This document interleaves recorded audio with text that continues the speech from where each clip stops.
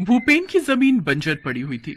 3 साल से कोई फसल नहीं उग रही थी और भूपेन का परिवार भूखे रहते रहते मरने की कगार पर आ गया था। अब क्या होगा सरला। बाप दादा की जमीन है। बरसों से इसी जमीन पर खेती बाड़ी करके पेट पाल रहे हैं।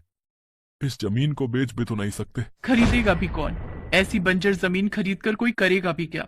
अब कोई उपाय नहीं है। हमें मरना ही होगा। भूखे पेट मरना होगा। सरला और भूपेन रोते रहे। जिस जमीन ने भूपेन के बाप दादा को पाला है, आज वही जमीन भूपेन की मृत्यु का कारण बनने वाली है। भूपेन और सरला की 3 छोटी बेटियां बहुत समझदार और अक्लमंद हैं। भूपेन की बड़ी बेटी सीता, वो अपनी दोनों बहनों से कहती है, बापू और माँ बहुत परेशान है, हमें खाना नहीं मिल रहा है। तो फिर अब क्या होगा दीदी? हमें खाना कौन देगा? मुझे नहीं पता है बहन, लेकिन मुझे लग रहा है कि एक बड़ी मुसीबत आने वाली है। हमें तैयार रहना होगा। मैंने 1 साल से एक भी अंडा नहीं खाया है। मुझे अंडा बहुत पसंद है। यहाँ सूखे चावल नहीं मिल रहे हैं और तुझे अंडे की पड़ी है। सीता समझ गई थी कि कुछ बुरा होने वाला है। भूपेन इन 3 सालों में बहुत सारे लोगों से बहुत सारा पैसा उधार ले चुका था। वो लोग अब भूपेन को धमकाने लगे थे। 2-3 दिन पहले एक सेठ ने भूपेन से कहा था, ए भूपेन, मेरा पैसा कब लौट आएगा रे? लौटा दूंगा मालिक, बस थोड़ा सा समय दे दीजिए। समय तो 3 सालों से दे रहा हूँ। और कितना समय चाहिए तुझे है? मालिक क्या करूं मैं, मेरे पास पैसे नहीं है। खेत में कुछ उग नहीं रहा है। तो मैं क्या करूं? अगले 3 दिनों में पैसा नहीं मिला तो मैं तेरी बेटियों को उठा कर ले जाऊंगा। भूपेन डर गया और आज 3 दिन पूरे हुए। सीता, गीता और नीता रात को सो गई, लेकिन भूपेन और सरला को नींद नहीं आई। देर रात को सेठ अपने लोगों को लेकर भूपेन के घर के बाहर आ गया। भूपेन, बाहर निकल। आज तो एक फैसला होकर ही रहेगा। भूपेन सरला के साथ बाहर आया और सेठ का पैर पकड़ लिया। दया कीजिए मालिक, मेरी बच्चियों को छोड़ दीजिए।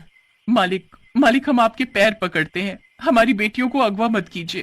तो फिर बेटियों के बदले मुझे तुम दोनों की जान लेनी होगी और इस घर पे कब्जा भी करना होगा। भूपेन और सरला को पता था कि ऐसा ही कुछ होने वाला है। वो दोनों जान देने के लिए तैयार हो गए। अपनी बेटियों को बचाने के लिए उन दोनों ने जान दे दी। सेठ ने दोनों को मार डाला। तीनों बेटियों की नींद खुल गई और वो बाहर आई।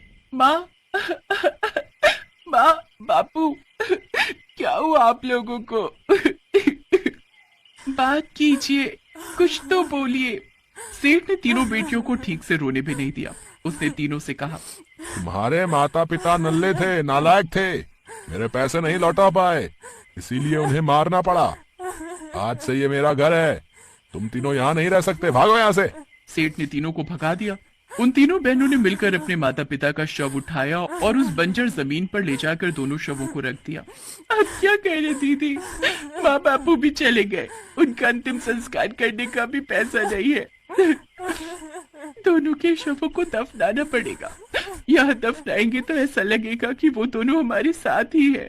तीनों ने गड्ढा खोला और अपने माता पिता के शवों को दफना दिया और उन तीनों ने रोते हुए पूरी रात वहीं पर बिता दी। अगले दिन उन तीनों ने आसपास के पेड़ों से सूखे डाल और पत्ते काटकर अपने लिए एक झोपड़ी बना ली। झोपड़ी बनाते बनाते शाम हो गई। पूरे दिन में उन लोगों को खाना नहीं मिला। नीता सबसे छोटी थी। वो भूख बर्दाश्त नहीं कर पाई। मुझे बहुत भूख लग रही है दीदी।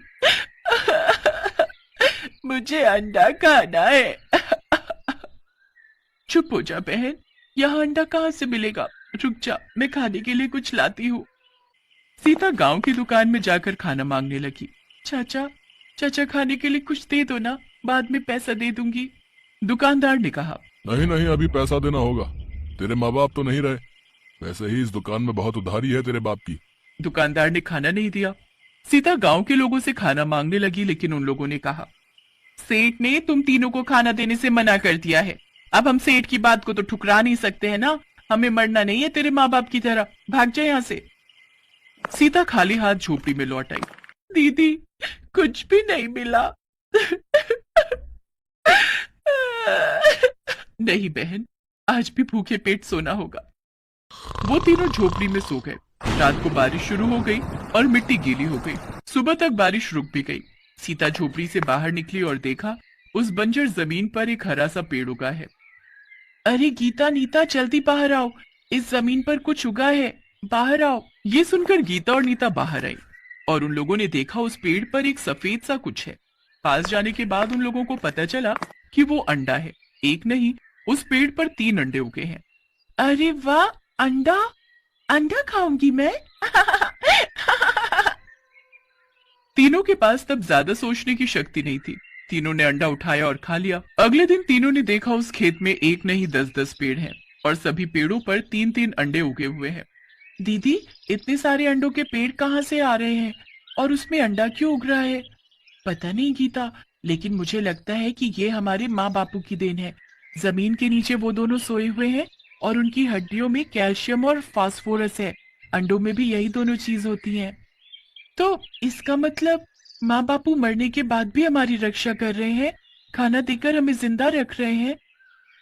इस तरह से हर दिन अंडों के पेड़ बढ़ते ही गए और पूरी जमीन पर पेड़ ही पेड़ हो गए। सभी पेड़ों में अंडे उगने लगे और उन अंडों को बेचकर तीनों बेटियों के पास बहुत पैसे आ गए। उन तीनों ने सेठ को पैसा देकर अपना पुराना घर छुड़वा लिया और वहां एक अच्छा घर बनवा लिया। लेकिन सेठ को यह बात अच्छी नहीं लगी। इन लोगों के पास इतना पैसा कहाँ से आ रहा है? सेठ, सुना है ये लोग अंडे की खेती करते हैं। अंडे की खेती? मुझे देखना पड़ेगा। सेठ चुपके से रात को उस खेत में गया और देखा कि ढेर सारे पेड़ों पर अंडे उगे हुए हैं। सेठ लालच में आ गया और एक पेड़ से एक अंडा उठा लिया और यही उसकी जिंदगी की सबसे बड़ी गलती थी। सारे पेड़ों ने मिलकर उन्हें जकड़ लिया। अरे अरे अरे अरे अरे अरे ये क्या, ये क्या? अरे अरे बचाओ, अरे बचाओ, अरे अरे अंडे का पेड़ खा गया, अरे भैया। लेकिन उन्हें बचाने कोई नहीं आया। पेड़ों ने सेठ को जमीन के अंदर ले लिया। सेठ की मौत हो गई। सीता, गीता और नीता को इंसाफ भी मिल गया और बंजर खेतों में अंडे की खेती करके वो तीनों बहुत अमीर हो गए। चैनल को लाइक शेयर सब्सक्राइब कीजिए ताकि आने वाले वीडियोस आप तक पहुंच सके।